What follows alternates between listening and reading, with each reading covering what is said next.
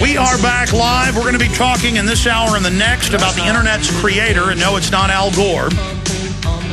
The true Internet creator, and the French news agency saying governments are killing the web as we know it, openly saying that the web is dying, being shut down. And that is what's happening. The designer, the main scientist credited with bringing it all together, is telling you this, okay? So the denial needs to be over on this issue.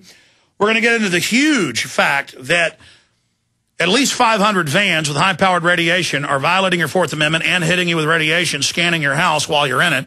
We've got a key report. They've now got highway checkpoints radiating people as they drive through them. The cops are all just standing out there right outside the radiation projector as the truck drives under it, being hit themselves with it. I mean, it's just insanity. It's people literally killing themselves in slow motion. And it's a soft kill, so when they die 10, 15 years down the road, it'll be, oh, we wonder why there's such an increase in this cancer or that cancer. They've got it all figured out. We're also going to get into where Mark Dice sees society going. He's been fighting the New World Order intensely for more than 5 years, and he's got a unique and very thought-provoking perspective. But we see the rise of the Tea Party. We see world government now being admitted by the globalists as a good thing. The fake right wing who denied it existed now saying, oh, there's a few problems. Low-level professors run it, not the Pentagon, the globalist, the Rand Corporation, who are on record setting up a socialistic, collectivistic world government, this collectivist system. And again, we've gone over all these documents, so many. Every week there's new ones, like Global Trends 2025, put out by the National Security Council, saying they want world government. Okay, the denial is over.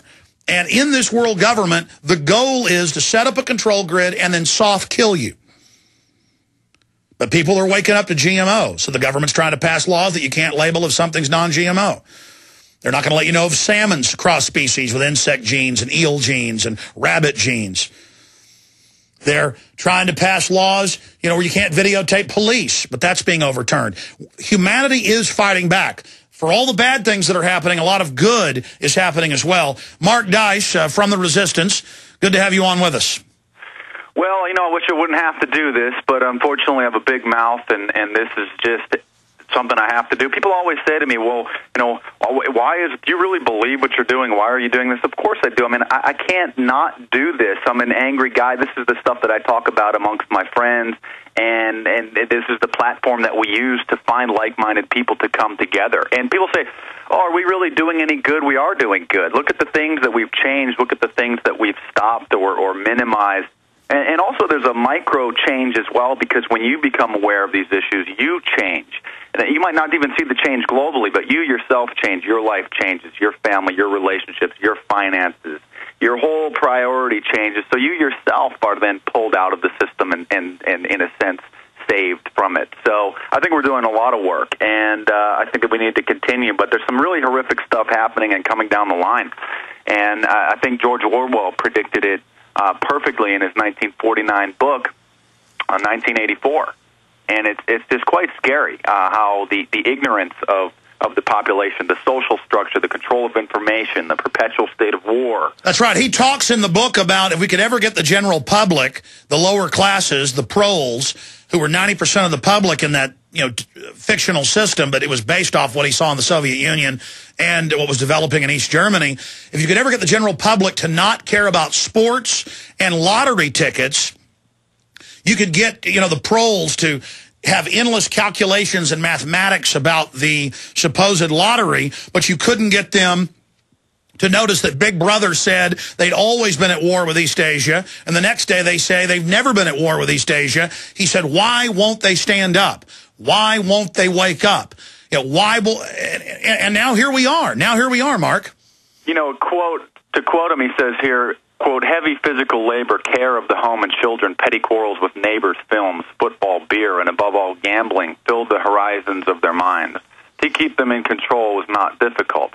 All that was required of them was a primitive patriotism which could be appealed to whenever it was necessary to make them accept longer working hours and shorter rations. And when they became discontented, as they sometimes did, their discontentment led nowhere because being without general ideas, they could only focus on petty grievances. And that's what Glenn Beck is doing in the final equation. He's admitting much of the world government, but claiming it's Obama and some mid-level professors, when meanwhile, globalism is billions a year in government payments to Fox TV and News as part of behavior placement. All the networks get it. And the Pentagon and Rand Corporation and Ford Foundation on record have set all this up, including the Soviet Union, the Ford Foundation and others, and the Carnegie before that. I mean, it's on record they want collectivism. That's what globalism is. But again, McCarthy, he was okay as long as he was blaming low-level file clerks and janitors and calling them up. But when he found out the Pentagon was running communism, and he found out there was a plan to merge our nations, it was over for Joseph McCarthy. Well, you had the Pentagon actually funded back in the 70s, the RFID program. They actually called it the MARC card, the Multi-Technical Automated Reader card, the MARC card. So the Department of Defense funded that. It was tested back again in the 1990s at Fort Bragg in North Carolina. Interesting how the Rockefeller-Foundation, the Ford Foundation, all these foundations fund a lot of this stuff. You know, I found that the top facial recognition software company, Visionics, was started by a man named Joseph Attic. In 1991, he was actually recruited by Rockefeller University and funded to specifically design the facial recognition Everything is, Mark. We've got stuff from '66 where they said we're going to develop a hormone added to a tetanus shot to sterilize women. And the great part is they're still going to be able to get pregnant, but they'll have a miscarriage at the start of the second trimester. It's a perfect secret weapon. And the added goodie, this is all declassified, is that the miscarriages kill some of the women, so it's even better. Oh, how luscious. I mean, you name it. The Rockefeller Foundation, others funded the Rand Corporation, all of them. Everything. Everything you see, they designed. And it's so incredible how so much of this Big Brother technology really is just quackery and designed to keep everybody intimidated, not to detect any terrorists. Let's look at this plan to put microphones and cameras in the planes, seats in the European Union. This is actually quite foolish, and they're taking it seriously. They're looking at funding. They're considering actually implementing this. Let's take a look at how effective this would actually be. You're telling me that a couple of terrorists are going to be sitting on an airplane and say to the guy next to him, "Hey, Mohammed, in 5 minutes, let's hijack this airplane. I'll take out the pilot, and you make sure to kill the stewardess." I mean, it's just absurd that they. But it's even absurd to even address it as if they're a real terrorist. This is to train you that you're going to be watched 24/7. They admit the airports and airplanes are the beta test for the streets, just like the naked body scanners are now rolling out on the streets.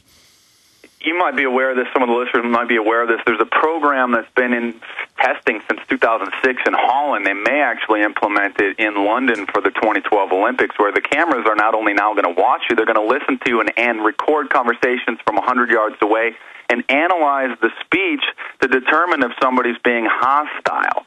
And they're saying that the privacy laws will allow this in Holland and probably in England. And again, yeah, this is just to design an intimidation factor to keep you in line so that you don't even think about questioning the system because you're going to get worried that something is going to happen to you, that the government's going to hear you, you're going to get arrested, you're going to get audited, something bad's going to happen. Yeah, you better shut up and stay in your house and watch TV, which your TiVo's actually tracking what you're watching and doing and reporting it back.